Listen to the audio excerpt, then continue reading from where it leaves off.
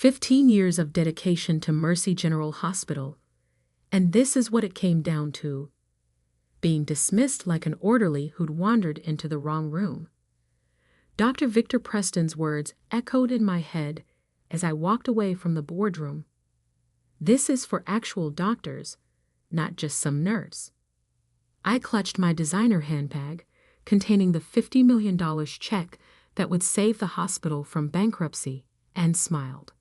Tomorrow, they'd learn what just some nurse could do. My name is Alexander Mitchell, and I've spent my entire career being underestimated. When you're a nurse, people see the uniform, not the person. They don't see the nights you spend studying investment reports between rounds. They don't notice you monitoring stock tickers while monitoring patient vitals. And they certainly don't realize that the simple nurse they ignore has built a medical technology empire worth billions. It started 12 years ago, during a particularly brutal night shift in the ER. I watched another patient die because our monitoring systems were too slow, too outdated to catch the warning signs in time. That night, I went home and started sketching designs for what would become the Media Alert system, now standard equipment in hospitals worldwide. But at Mercy General, I was still just Nurse Mitchell, the quiet one who worked extra shifts and never complained. Even as my company, Mitchell Medical Technologies, revolutionized patient care across the globe, I kept working my regular shifts. The hospital was my home, its patients my purpose. Money meant nothing without the ability to directly help people. Nurse Mitchell, a familiar voice called out as I walked down the corridor. Dr. Sarah Wong, one of the few doctors who treated nurses with respect, hurried to catch up. Did they let you into the board meeting? I shook my head, adjusting my badge, still marked nursing staff, despite the fact that I could buy this hospital 10 times over. Apparently, it's for actual doctors only. Sarah's face darkened. That's ridiculous. You've been here longer than most of them.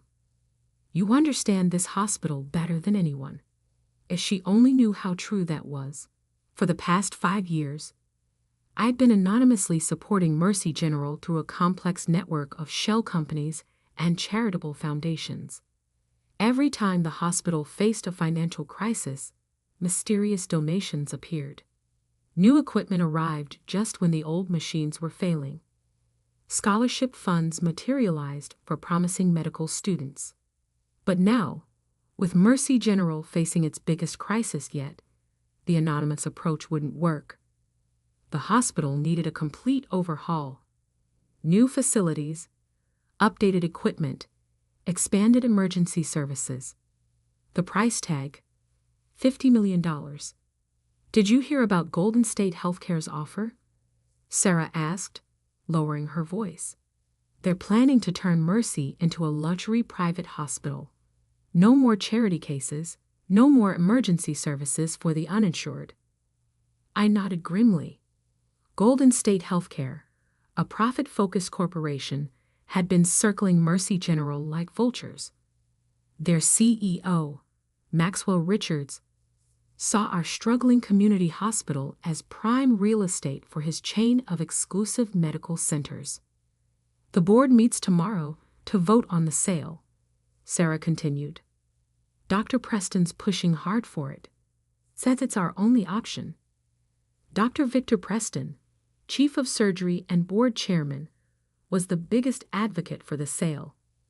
He'd been promised a prestigious position in Golden State's hierarchy, assuming he could deliver Mercy General on a silver platter. What he didn't know was that I'd spent the last month quietly buying up the hospital's debt through various subsidiaries. The check in my bag wasn't just a donation, it was a takeover. How's Tommy doing? I asked, changing the subject as we approached the pediatric ward.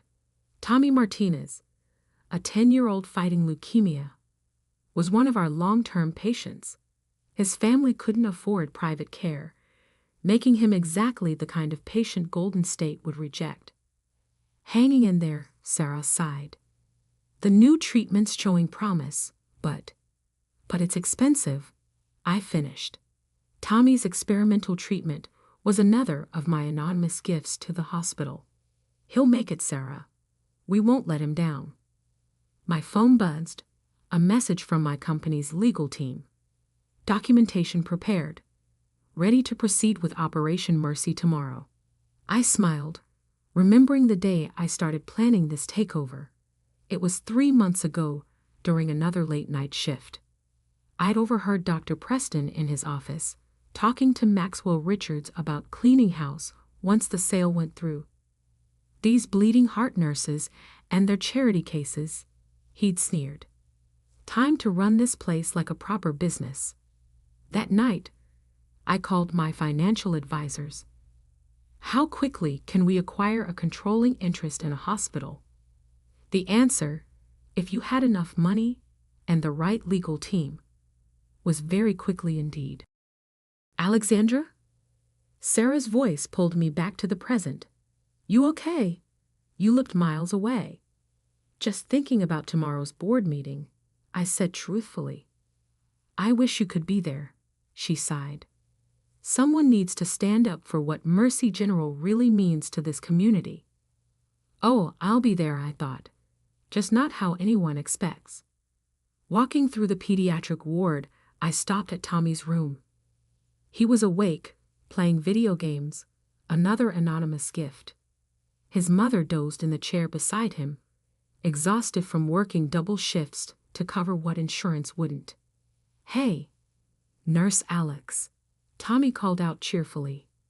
Want to play?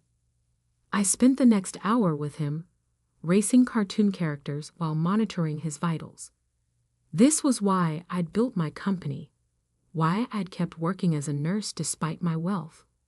Money was meaningless without purpose, and my purpose was here. My phone buzzed again. Press release prepared. Local and national media alerted for tomorrow's announcement. I have to go, Tommy, I said, standing up. Big day tomorrow. Will you tell me who sent the games? He asked hopefully. Mom says it must be an angel. I winked at him. Maybe tomorrow. In the locker room, I changed out of my scrubs into a designer suit that cost more than most doctors made in a month. The duality of my life always amused me. Nurse by choice, billionaire by circumstance. My assistant waited in the parking lot with a stack of documents. Everything's ready, Ms. Mitchell. The lawyers have confirmed our position. Once you present the check tomorrow, the hospital will be ours, I finished. And Dr. Preston's deal with Golden State will be worthless, she smiled. Would you like me to prepare a statement about retaining the current nursing staff? I laughed. Let's wait until after tomorrow's meeting. I want to see their faces first.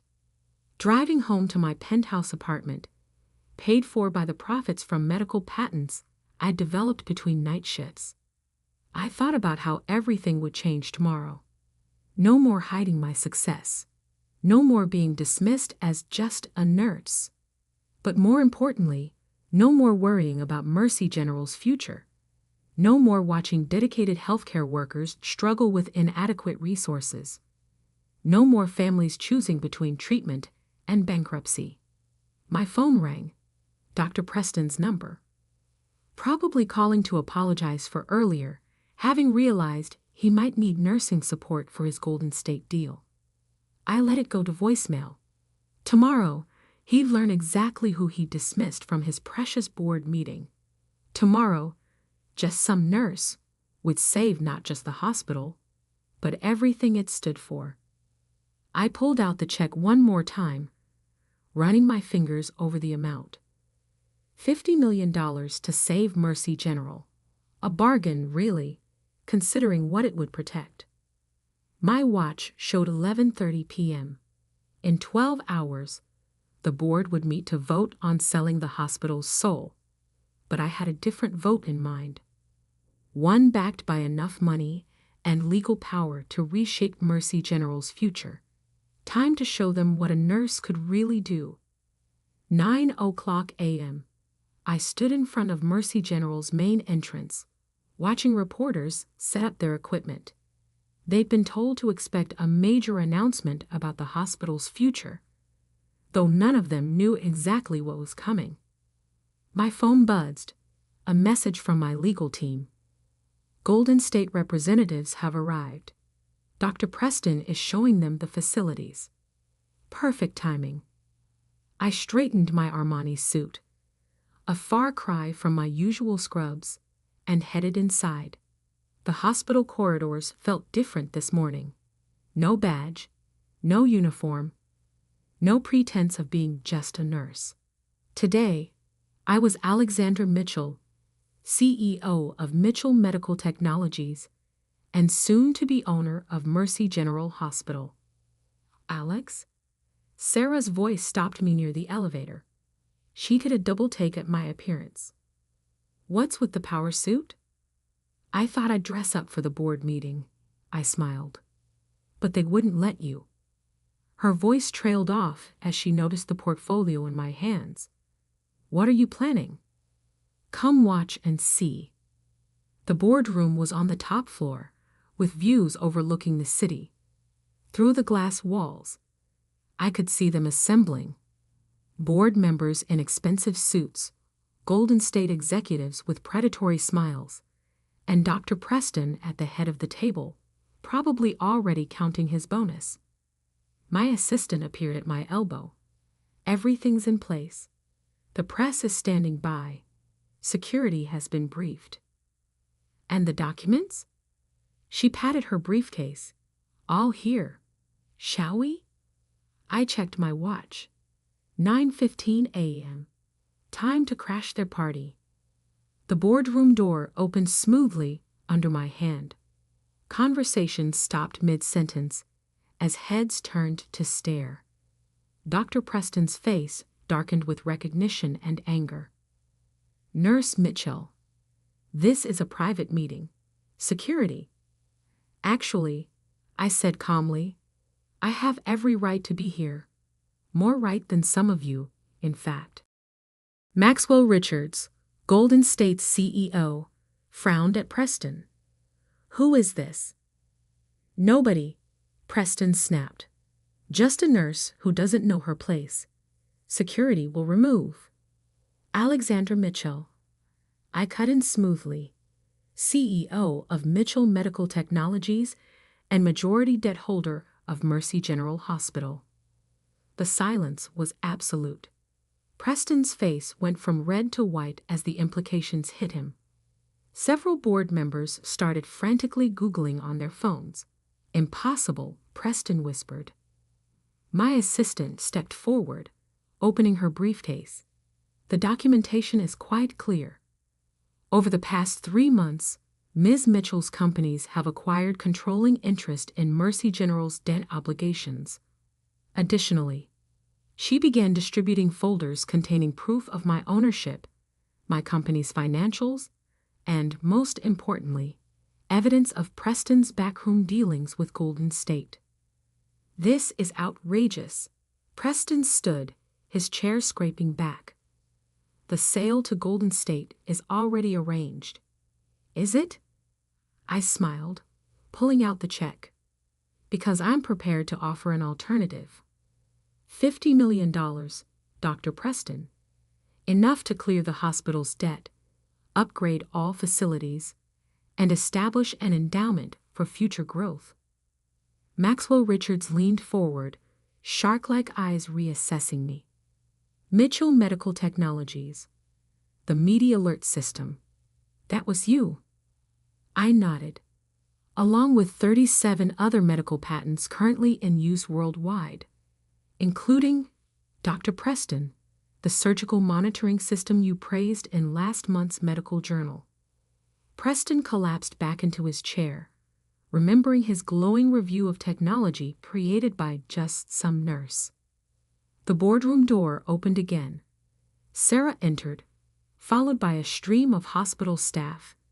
Nurses, technicians, orderlies.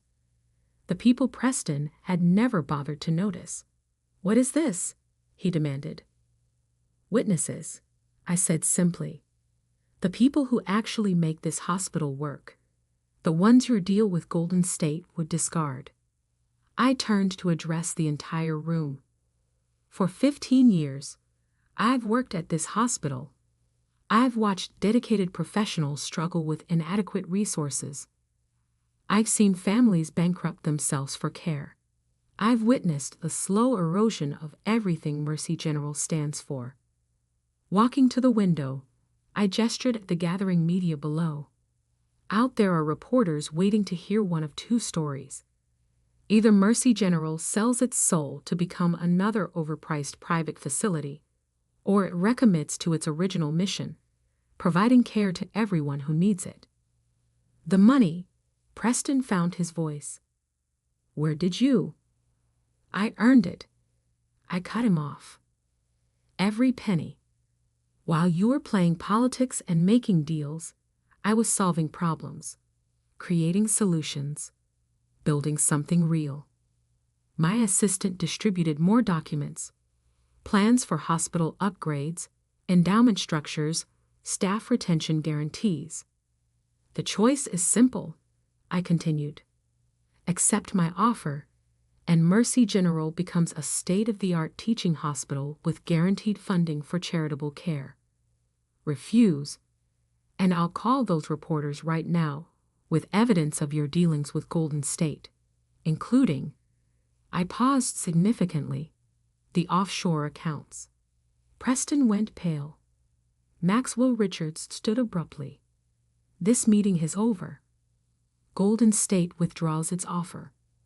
"Wise choice," I smiled. "The elevator is that way." As the Golden State executives filed out, the hospital staff began to whisper and point at their phones. The story was breaking. Nurse reveal his billionaire tech CEO. Hidden hospital angel emerges. Mercy General saved by unlikely hero. "You've been lying to us for years," Preston accused, desperate to regain control. "Pretending to be something you're not." "No, Dr. Preston. I am exactly what I've always been. A nurse who cares about this hospital and its patients. The only difference is, now I have the power to protect it." The board voted unanimously to accept my offer. They didn't really have a choice. I already controlled most of the hospital's debt. But the public show of support would make the transition smoother.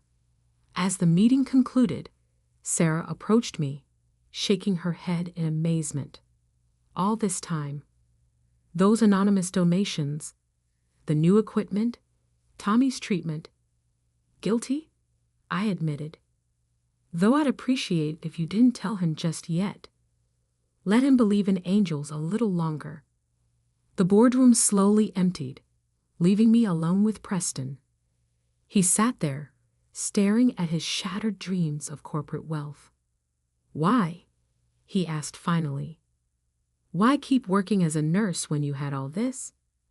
I thought about Tommy playing his video games, about his mother working double shifts, about every patient who needed more than just medical care. They needed compassion, dedication, humanity. Because being a nurse isn't what I do, Dr. Preston. It's who I am. The money, the companies, the patents, they're just tools to do it better. My phone buzzed. The press was waiting for a statement.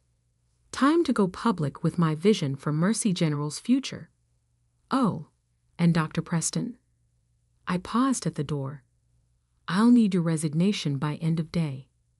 This hospital needs a chief of surgery who understands that every member of our staff, from janitors to surgeons, deserves respect." He nodded numbly, finally comprehending just how completely his world had changed. Outside the boardroom, Sarah waited with a small crowd of nurses. Their expressions ranged from shock to joy to lingering disbelief. "What happens now, boss?" someone called out. I smiled, straightening my badge, still marked nursing staff, because that's what I chose to be. Now we build the hospital our patients deserve, starting with the pediatric ward. The future of Mercy General was secure. But first, I had a press conference to handle. And after that, I had a night shift to work. Because some things, the most important things, wouldn't change at all. 6 months later, and with this ribbon cutting, we officially opened the new Mercy General Emergency Care Center. Applause erupted as I handed the scissors to Tommy Martinez, our honorary guest. Now in remission, he beamed as he cut the red ribbon, officially opening the most advanced emergency department in the state. "You did it, Nurse Alex," he whispered as I helped him back into his wheelchair. "You really were our angel." The past 6 months had transformed Mercy General. The $50 million investment had been just the beginning.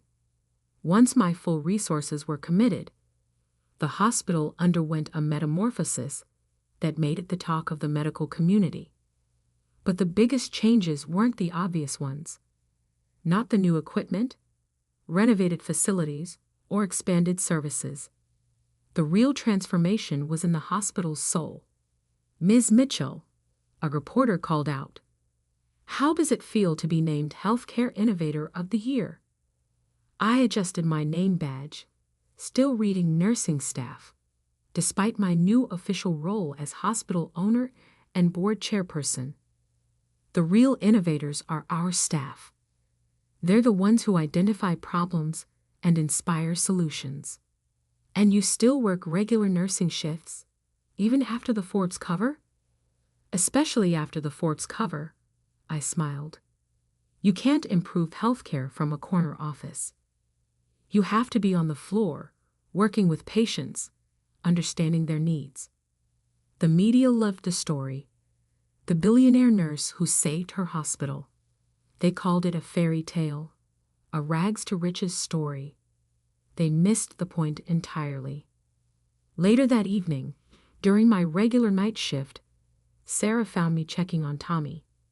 "The board meeting minutes are ready for your review," she said, now serving as chief of medicine after Preston's departure. "And the new scholarship committee needs your input." "Put them on my desk," I replied, adjusting Tommy's IV. "I'll review them after rounds." "Still can't believe you kept this schedule," she mused. 3 nights a week on regular rotation, running a billion-dollar company, and managing hospital operations. "Balance," I said simply. "The company provides resources, the hospital provides purpose." My phone buzzed, a message from my corporate office about a new medical technology breakthrough. It could wait. Right now, Tommy needed his medication. The night shift passed as it always had, checking patients, updating charts, handling emergencies. The only difference was occasional interruptions from my assistant about business matters.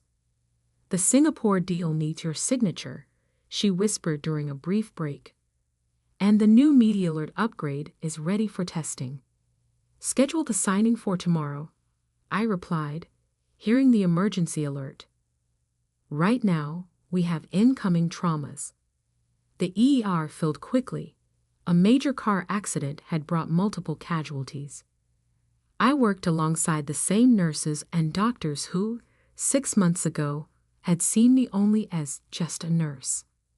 Now they knew who I was, but more importantly, they understood why I chose to be exactly where I was.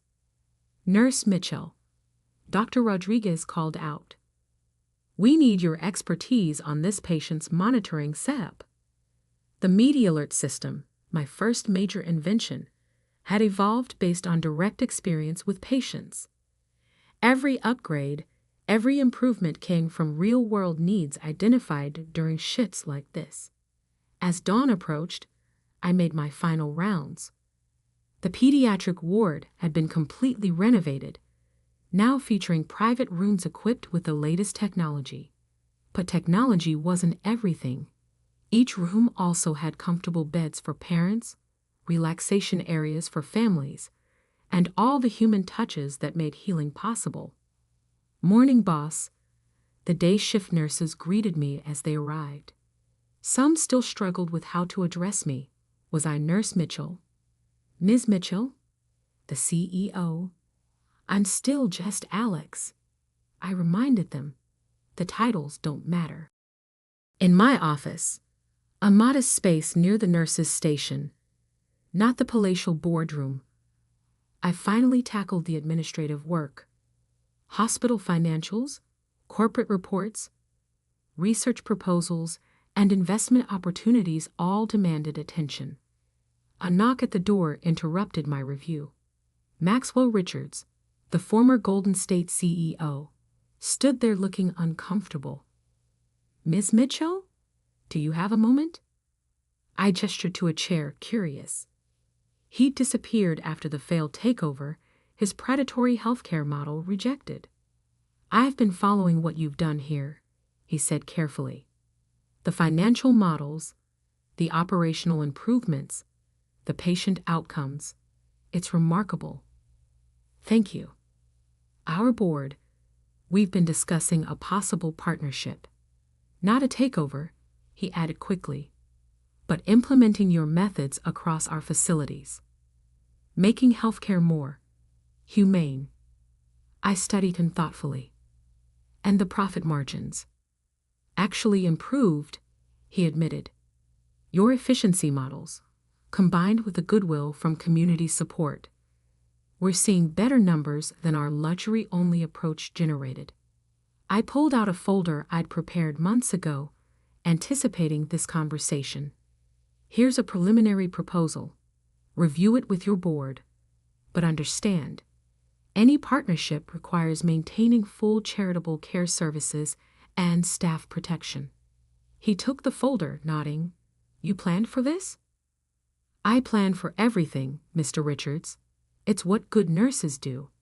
After he left, I changed back into scrubs for my weekly pediatric rounds. The children didn't care about my net worth or corporate titles. To them, I was still just Nurse Alex, who played video games and told stories. Tommy was being discharged today. Is treatment successful? His mother waited with tears in her eyes. How can we ever repay you? She asked. Study hard, I told Tommy. Maybe become a nurse yourself someday. But I thought nurses couldn't be rich and powerful, he said innocently. I winked at him.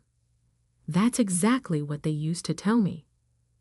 1 year later, Mercy General became a model for hospitals nationwide. Our patient care protocols, financial structure, and staff empowerment programs were studied and replicated. The partnership with Golden State transformed dozens of facilities back into true community hospitals. The Nursing Scholarship Program, funded by my company's profits, graduated its first class. Each new nurse received not just education, but mentorship and support to pursue their own innovations. Dr. Preston occasionally sent congratulatory notes about the hospital's success, each one carefully archived with my collection of actual doctors-only memories. Success, as they say, is the best revenge. My dual life continued. Hospital shifts, corporate meetings, research reviews, and patient care blending into a purpose-driven whole. The media eventually tired of the billionaire nurse story, moving on to newer sensations. But the real story wasn't about money or power. It was about remembering why we do what we do. Late one night, during a quiet moment in the ER, Sarah found me updating charts at the nurses' station. You know, she said, you could have bought any hospital, built a new one. Why save this one? I thought about all the lives touched within these walls, all the dedicated professionals who worked miracles with limited resources, All the patients who needed not just care, but compassion. Because some things are worth more than money, I replied. Some things you can't buy. You have to build them, protect them, fight for them. Like a nurse's dedication. Exactly like that.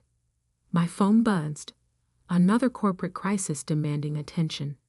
But first, I had patience to check. Because at the end of the day, I wasn't a billionaire who chose to be a nurse. I was a nurse who became a billionaire. And I never forgot the difference. Epilogue. 5 years later, Mercy General's model revolutionized healthcare delivery across the country. Other hospitals adopted our approach, balancing advanced technology with human compassion, financial stability with charitable mission. The MediaAlert system evolved into a comprehensive healthcare platform, saving countless lives worldwide. Every upgrade still came from direct patient care experience, from real nurses solving real problems. Tommy graduated high school as valedictorian, heading to nursing school on a full scholarship. His graduation speech mentioned angels who walk hospital corridors in nurses' uniforms, proving that power and compassion aren't mutually exclusive. I still work night shifts, still wear the same badge, still believe in the importance of direct patient care. My corporate empire grows, but its purpose remains unchanged. Supporting and advancing the work that happens in hospital corridors every day. Sometimes, new staff members are surprised to find the hospital's owner changing bedpans or checking vitals. They expect wealth to mean distance, power to mean delegation. They don't understand that true power comes from purpose, not position. That real success isn't about escaping the front lines. It's about improving them. Just a nurse, they used to say. Now they understand. There's no such thing as just a nurse. There are only people dedicated enough to do whatever it takes. Whether that's inventing new technology, building business empires, or simply holding a patient's hand through the darkest hours of the night. That's what I am. That's what I'll always be. A nurse who proved that compassion and power can work the same shift, that wealth and dedication can share the same badge, that changing the world sometimes starts with changing a bandage. And every time I pin on that badge, still marked nursing staff, after all these years, I remember the truth that Dr. Preston and his kind never understood. Sometimes the most powerful person in the room is the one wearing scrubs. Sometimes the richest person is the one who never forgot why they started. Sometimes the best revenge isn't proving them wrong, it's proving yourself right. Every single shift, every single patient, every single day.